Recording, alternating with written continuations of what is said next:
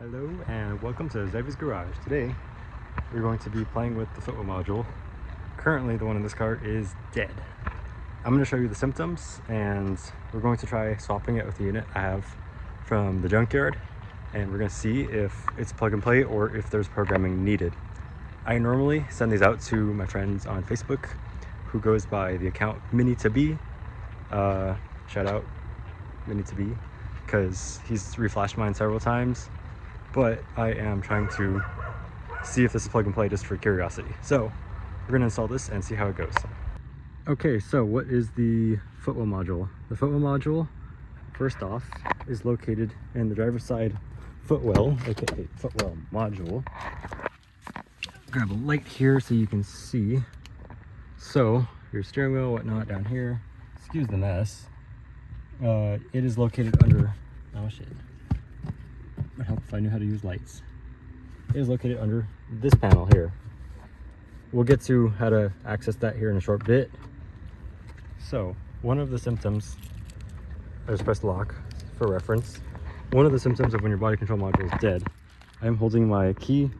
I have comfort access. You can see the infamous black button there. I can press it all I want. Nothing happens. It stays locked. That is symptom number one when you approach the vehicle. Symptom number two is usually when you unlock it, the lights are supposed to flash and they do not. The interior lights don't come on or anything indicating that there is an issue. Same thing, when you unlock the car, taillights are supposed to come on, and in this case, as you can see, they are not. So we're gonna hop in and I'm gonna show you the rest of the issues from the inside. Okay, so we are here in the interior of the car. As we can see here, put this on a lower light. That was way too bright. We have our GoPro set up right now. But, so what we're gonna do is we are going to put the key in. And we can see that the dash itself does not light up. We have the speed, the brake indicator, and this display here. But you're gonna see is the outer ring here. You cannot really see, but that's the point, is that you can't really see it. Same thing with the needle for the tachometer. There's no back display, and then you'll see that we have like no control. So I am going to start the car. For reference, if you look here, you can see on my turn signal switch that my lights are set to the on position, but you'll see when I start the car here. Okay, so this is how we are. Once again, my lights are switched to on, which is supposed to bring on the dash lights. Dash lights are not configurable in any of the options. I'm gonna click the resetting, as you guys can see, and there is no change in anything. The headlamps are the same. These are switched to, that's auto, that is supposed to be off, they are stuck on.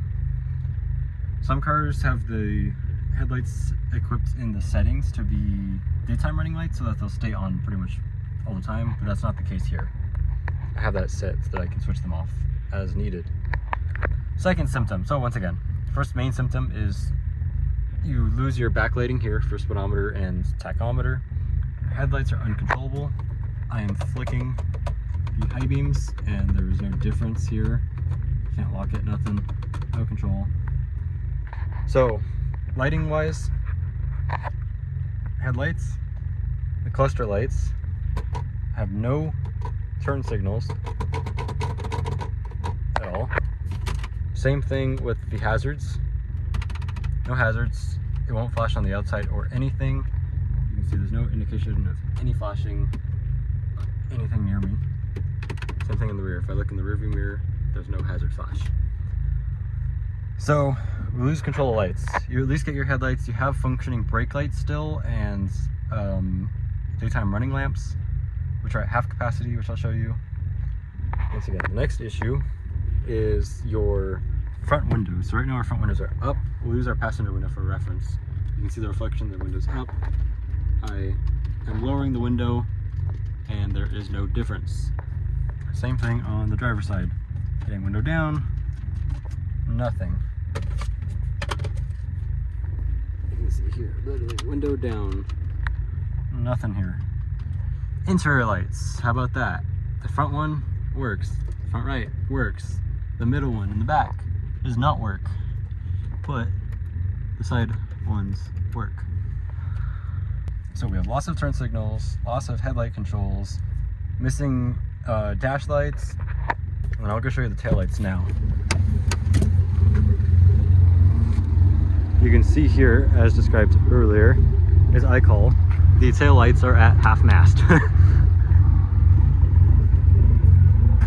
That's always my first symptom. Even before the module truly fails, is you'll get like this turn signal that locks on full, but you can't just do the 3-click or the 3-blink. And the taillights tend to do this as your first symptom before the module fails. Once again, I can't control the headlights or anything. So I'm gonna get back in because you guys understand the concept. It's annoying driving at night with this setup, or with this failed Footwell module, shall we say, because let's say you want to make a left turn. You can't use a turn signal. You need to flash someone. You can't. You need your hazards. You can't. I once had to drive with my friend with his broken down car that kept breaking down every 2 minutes on the freeway with no hazards and no turn signals before. Not fun, considering I was the sweep car. So it was a bit of a pain trying to merge. Unsafe. Thank you, Minnie. The next issue is, you know what, actually I'll insert a funny clip if I still have it. I should have it. When you go to drive-thrus, such as In-N-Out or whatnot, you can't lower the damn window. So what you can do is you can lower the rear windows. The rear windows still work. So whenever I go to a drive-thru, I just lean on back and ta-da. Yeah, let me get my burger, bro. Yeah, anyways, you get the point. So we'll get to the actual removal and installation of the new one and see how this goes. Hi there. Alright. Sorry, front windows don't work. Thank you.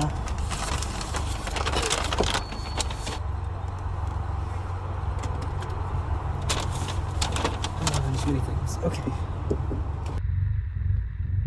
To install our new one, we are going to want to turn the car off. Okay, so we have our car off. The key is in my pocket. Ideally, key would be away from the vehicle, as you're supposed to do with most cars these days. You can either disconnect your battery or not disconnect it. Ideally, when working with electronics, you should be disconnecting your battery, but half the time with the minis, I do not, because it kills the Footwell module. In this case, it is already dead. When I replaced my clutch, I did not remove the, I did not disconnect the battery because I was worried about this happening. And of course, it happened a couple months later when I disconnected the battery.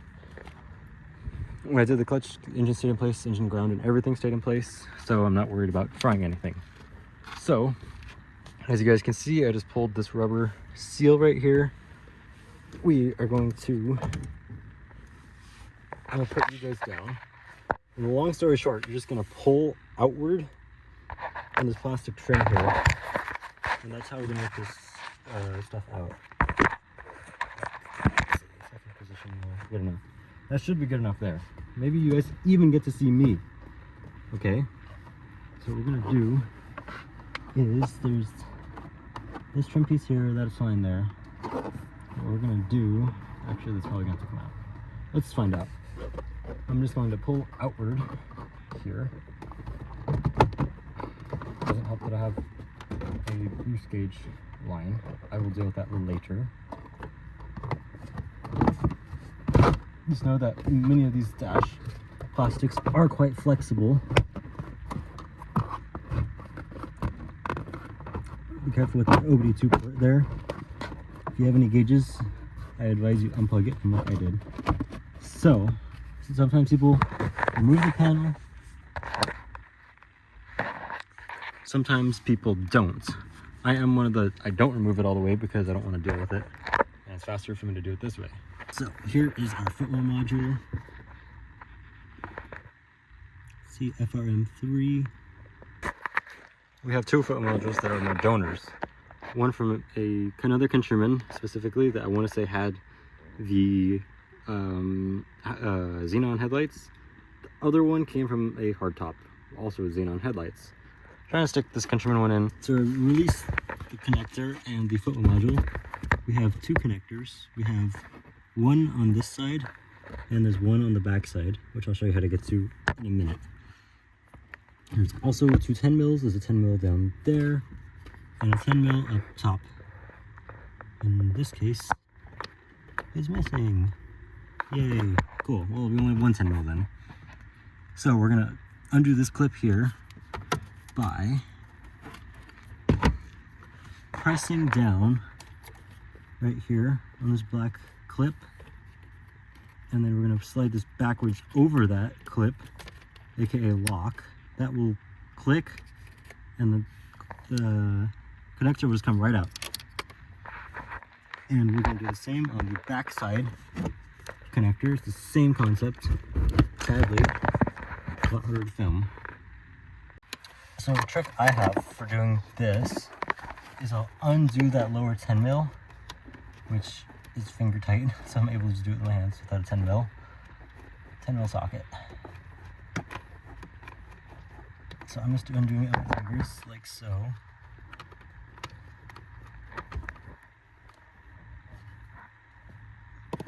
And then what my trick is I hold the module forward so that I can get access to the connectors back here. And which I'm wrong, there's two in the back. Oopsies. So, same concept. There's a little clip there. Or kind of lock. Push that in. The gray part will slide. Same thing going back here. Okay, for the sake of this video, I have removed the whole trim just to make it easier for me to demonstrate for y'all as to what goes on with the foot module removal. You guys get to go right there. And then I usually like putting the light on the pedal area. Usually on the brake pedal, I want to say, if I can find the thing. Yep, there we go.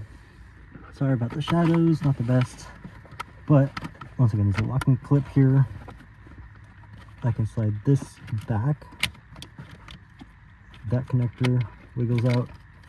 And then same deal here, where push in and then this connector comes out like so.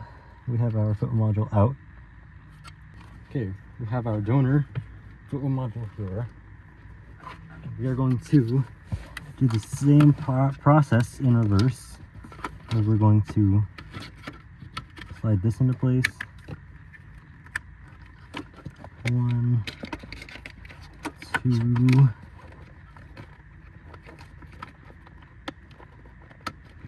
You want to ideally match the part numbers on these when you do this. If not, things and functions may not work. A little sketchy just grabbing parts and slapping them in, but in this case, we're just kind of doing that anyways. Cool. So, this is installed. It is not grounded through the body of the module or anything, so I'm able to test it. So, I'm going to bring y'all out here. Okay, so we have the moment of truth. I'm gonna put the light like so. We do have interior lights. Our headlights are set to off still. Let's put an accessory and see. Okay. Oh, I forgot to mention that earlier, that the car on the lift icon is a symptom. Ignore all the bulb out warning lights. See, I have high beams back, turn signals, hazards, and then my windows. Windows work again. Only concern I have is this actually a xenon correct module? So I'm going to start the car to find out. If it was incorrect, the lights would flash. It'd flicker. But once again, I'll play with the lights again in a moment once this car goes by. The car is gone. Cool. Yeah. High beams and everything function as they're supposed to. Passenger window works. Let's get out of the car and see how our taillights are doing.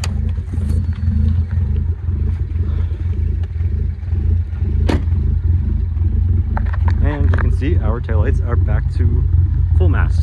They are fully working again. Again, you can see the upper and the lower is illuminated on both sides. So that is pretty good. That is a Footwell module replacement complete. You just have to rebolt in the module and re-pop on the trim, which I will show you real quick how to do. What you want to do is remove the clips there with plastic trim tools.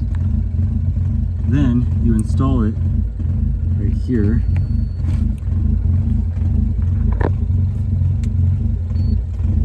You install it here, and then when you go to press the plastic panel in place, it'll pop into place.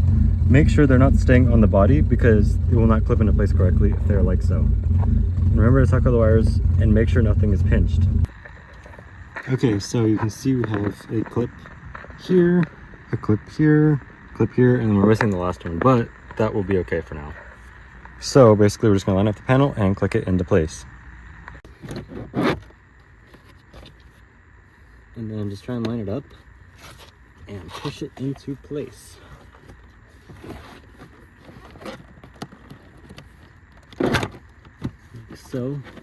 We have this in the general area. We just kind of gotta get the seats correctly, because you do kind of need a gap for the seal to sit in, but ideally it would close a little bit more. So I'm just lining up the seal. You want to make sure it sits flush. And then now I gotta move you. So I'm gonna fix this off camera if you need. It sits like this in the rail. You can open it if needed. Here's what I'm gonna do off camera, because I don't have my assistant with me. Okay, so we have our panel back into place. For the hood latch, I need to figure that out, tighten it a bit. It's pretty old. But we have this all in place. Whatnot, door seal, it's all pretty good. So then now I can close the door, close it correctly.